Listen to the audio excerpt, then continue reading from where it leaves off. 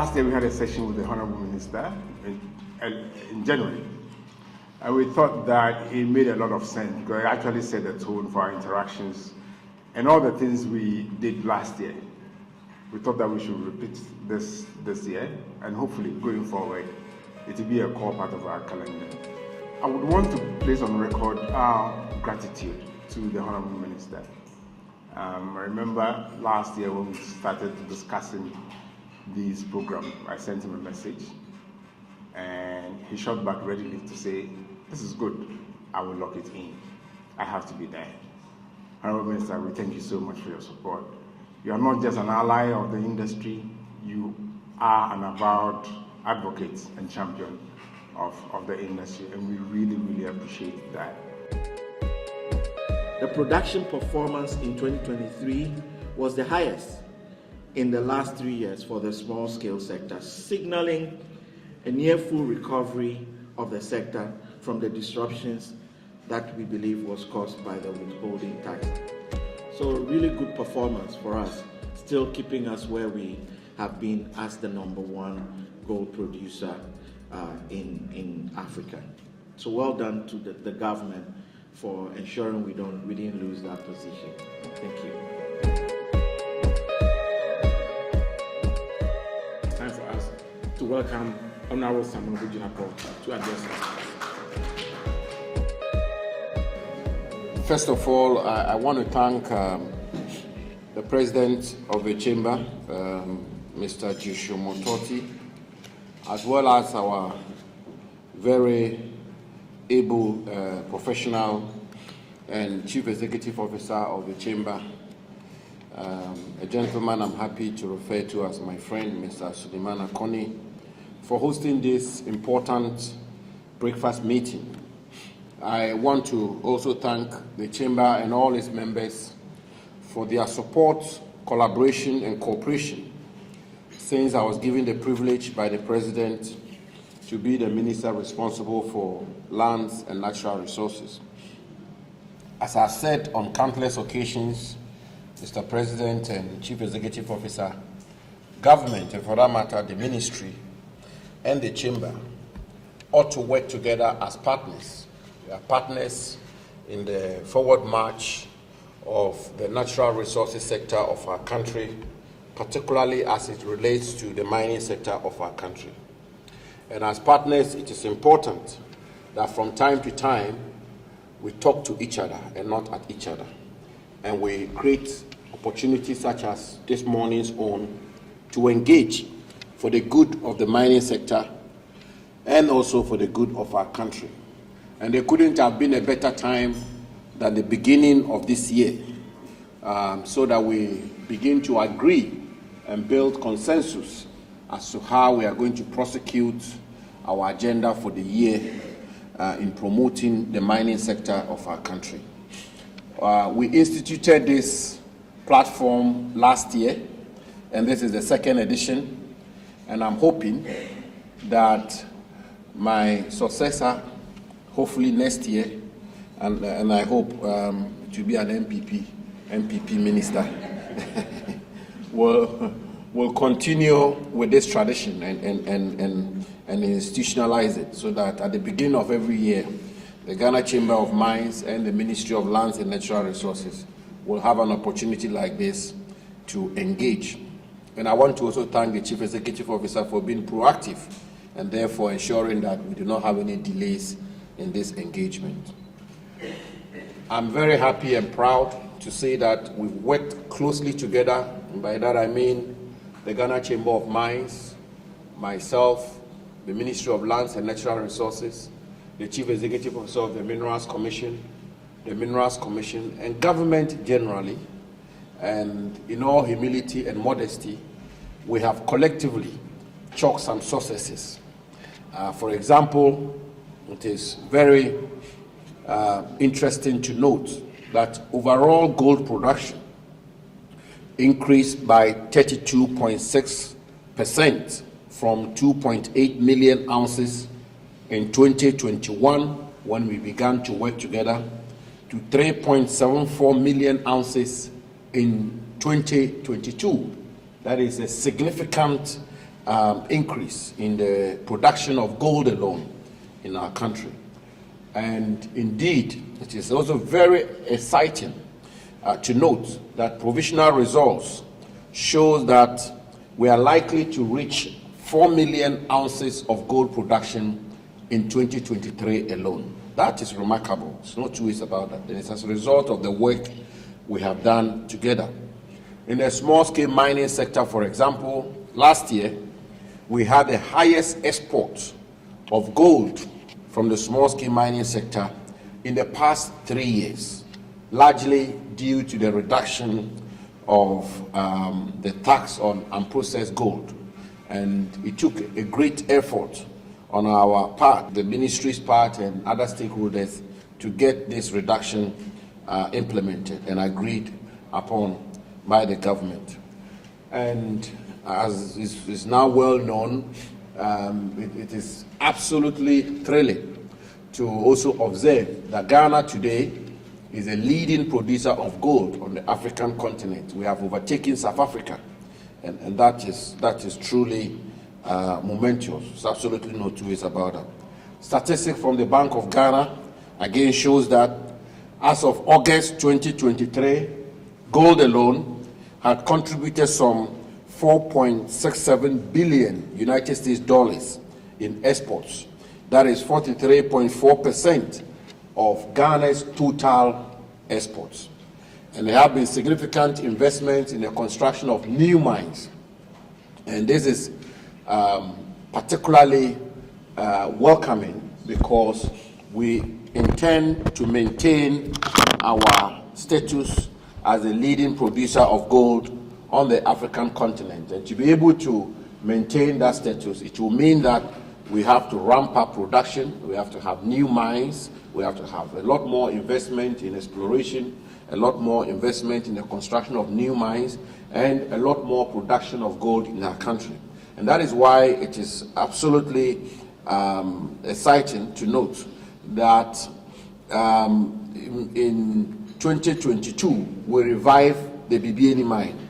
The Bibiani mine had been dormant for 7 years, and indeed, as we speak, there are new operations about to take place in our country, and huge investments are being made in different operations, different mines across the country. And by that, I refer to Kaduna Namdini in the Upper East region, where millions of United States dollars is being invested as we speak to bring Kaduna Namdini on stream. And the mine is actually, the company is committed to pour the first gold this year, 2024. Azuma Resources in the Upper West region is also coming on stream. Newmont Ahafo North is coming on stream, and that is some billion United States dollars or so investment. And when all these come on board, it will mean that our status as a leading producer of gold on the continent will be consolidated.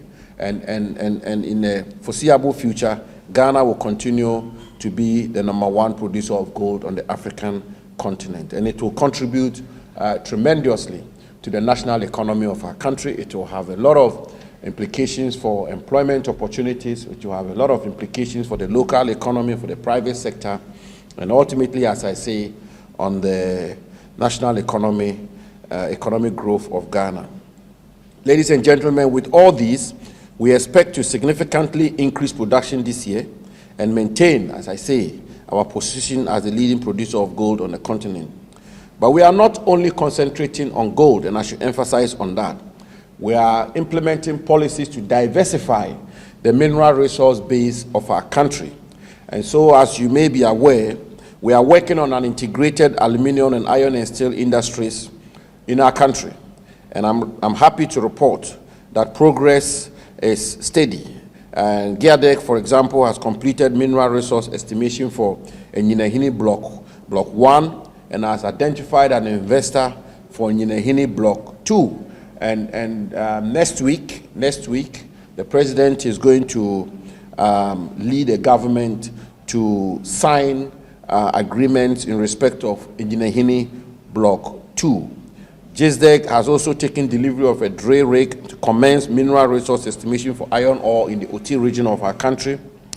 And as it's now become notorious, we have signed a mining lease for the exploitation of some of our lithium resources with a commitment to ensure that we retain part of the value chain of these green minerals here in our country. And on this note, let me thank the Chief Executive Officer of the Ghana Chamber of Mines and the Chamber generally for their cooperation and support in the matters relating to developing a policy for the management and exploitation of the green minerals of our country, and also in explaining to the country the tenets of this agreement, and also for me to reiterate and emphasize that we will do everything within our power to ensure that the public interest is safeguarded, is protected, and that whatever we do in respect of the green minerals of our country will inure to the benefit of the Ghanaian people who are the true owners of these resources. In terms of value addition generally, we are working around the clock to secure a London Bullion Marketing Association certification for our refineries established here in Ghana. We are also working with the Ghana Manganese Company to establish a refinery for the manganese we produce here in Ghana. We were in China last year, as you may be aware, and we've negotiated with the parent company of Ghana Manganese Company, TMI, for them to invest some $400 million United States dollars in constructing a refinery in our country and ultimately ensure that we no longer export our manganese in their raw form.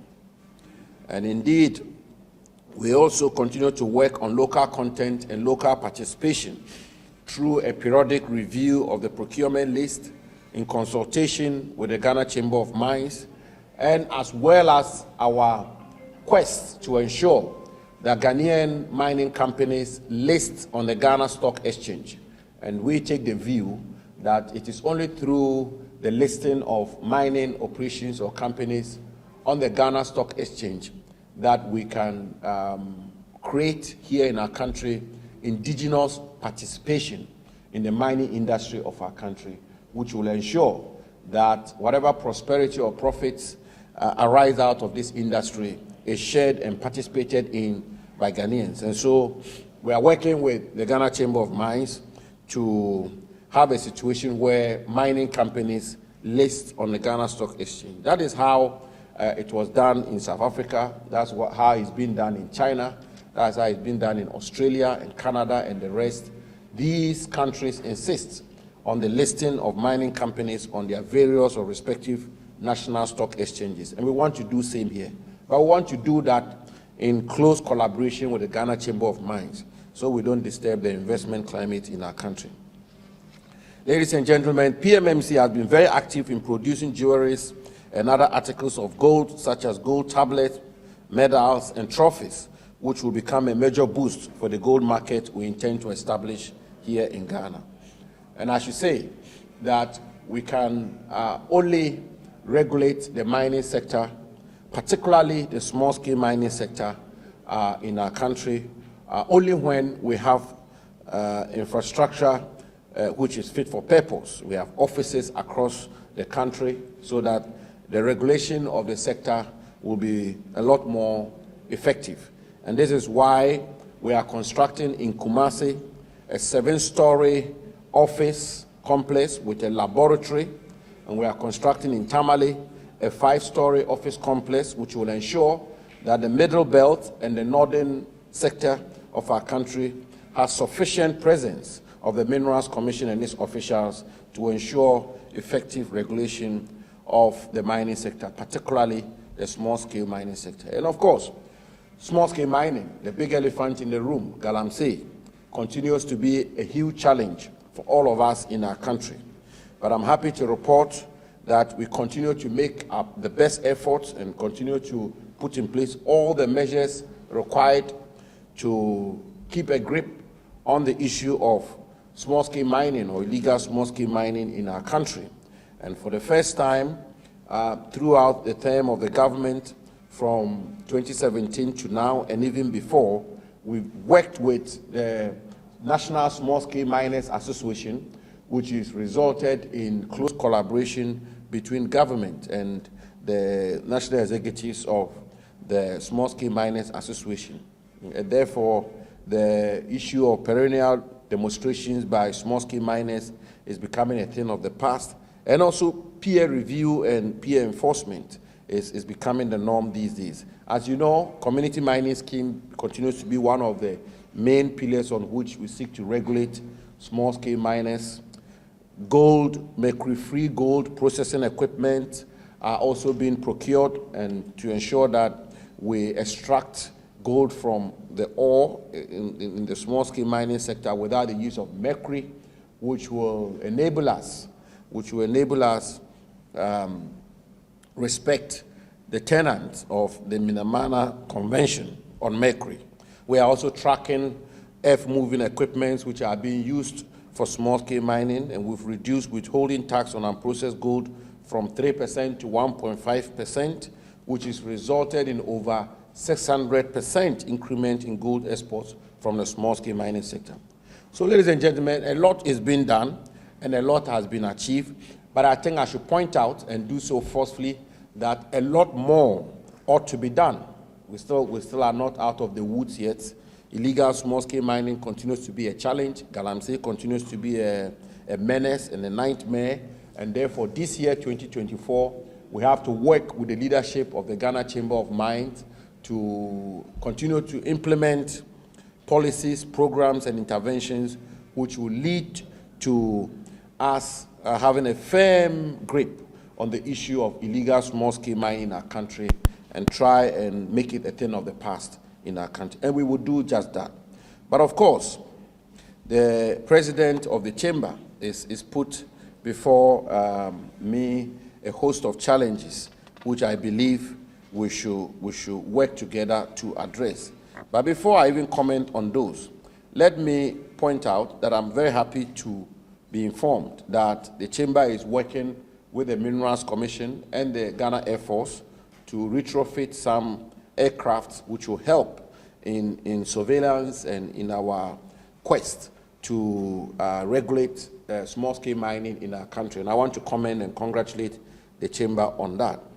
The issue of redeployment of military to protect concessions in our country, I think is a matter that is very much on the table. The Minister for National Security and I are engaged closely on this matter, and I want to assure the President that sooner rather than later, they will get some good news from government where we will protect the concessions of members of the chamber. I mean, it's important that we do that. It's our duty, it's our responsibility. When people invest millions of dollars into our country for mining purposes, it is the duty of government to work with the chamber to ensure that these investments are protected. I mean, take for example, Katna Namdini in the Upper East region, which is very close to Burkina Faso and the issues of terrorism and all of that. So we will work on that, Mr. President.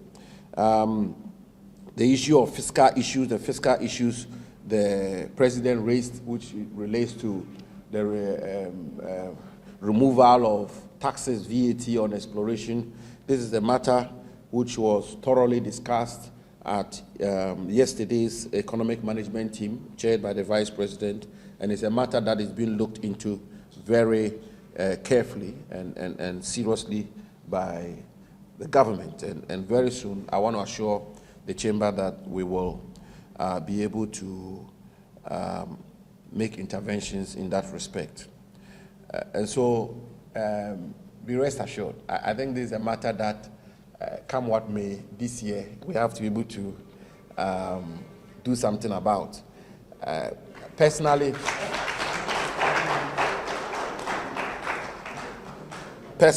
I find a lot of merit in the argument which is being made. But as always with taxes,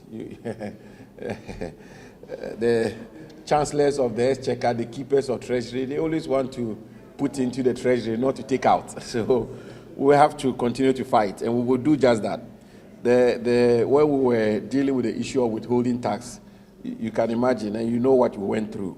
I believe, and I'm confident that by quarter one, Q1, we should be able to get around this issue. We will do that.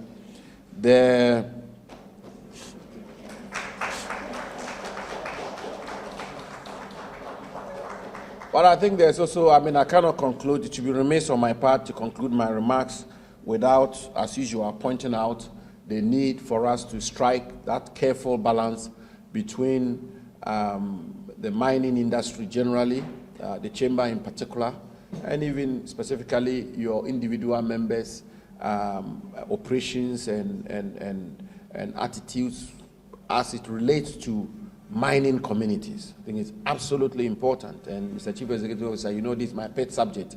We have to carry mining communities with us. We have to carry the country with us, first of all, and we have to carry mining communities with us.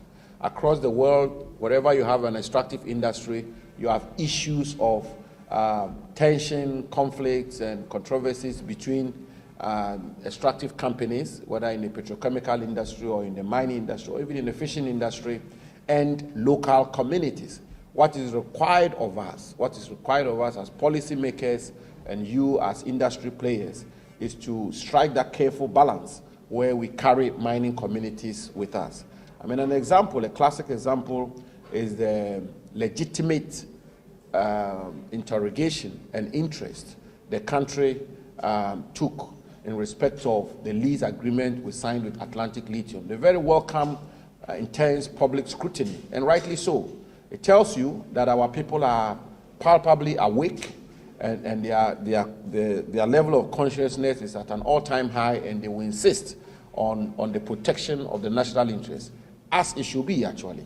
And therefore, we need to work together to ensure that we carry mining communities with us. And I'm happy and proud to note that the chamber and this leadership and the ministry has been working much more closely together on this particular matter. Take for example, I see mining companies publish the taxes and royalties they pay to government. What I don't see is the publication of the profits they repatriate.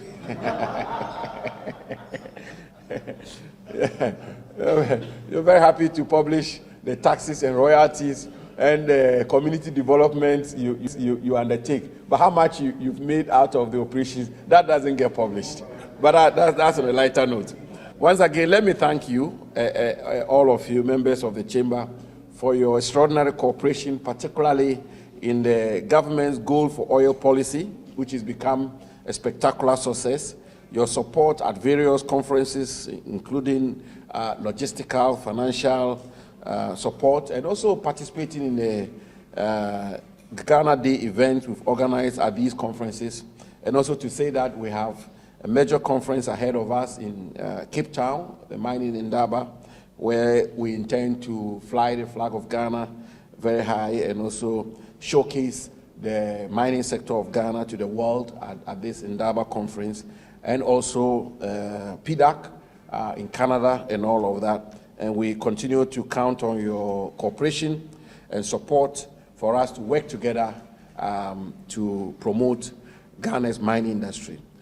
Mr. President, Chief Executive Officer, members of the Chamber, members of the press, distinguished guests, ladies and gentlemen, let me conclude by reiterating the vision of President Nana Addo Dankwa Akufo-Addo to make Ghana the mining hub of Africa, and also make Ghana the centerpiece for mine support services, where all the various linkages of the mining industry will be centered and anchored, from local participation to value addition to mine support services to financing of mining activities, to the upstream, midstream, and downstream sectors of the mining industry will be centered here in Ghana. And also to say that we at the Ministry of Lands and Natural Resources continues to be committed to working with the leadership of the Ghana Chamber of Mines to ensure that we manage the natural resources of our country, which by the dictates of our national constitution remain the property of the Ghanaian people, and manage it and exploit these resources in a manner which inures to the benefit of the Ghanaian people. So we jettison the age-old colonial architecture of mining, which did not serve the people, but introduce a new mining architecture here in Ghana, which will benefit the Ghanaian people and which will also secure the investment of investors. I think it's absolutely important that the two move hand in gloves, which is that we promote Ghanaian interests. At the same time, we have sanctity of contract, we have certainty of policies, we have a well-regulated sector which secures investment and maximizes return on investment. I believe that we can do it, and we should work together to do it. Thank you very much, and may 2024 be a better year for all of us. Thank you so very much. Thank you.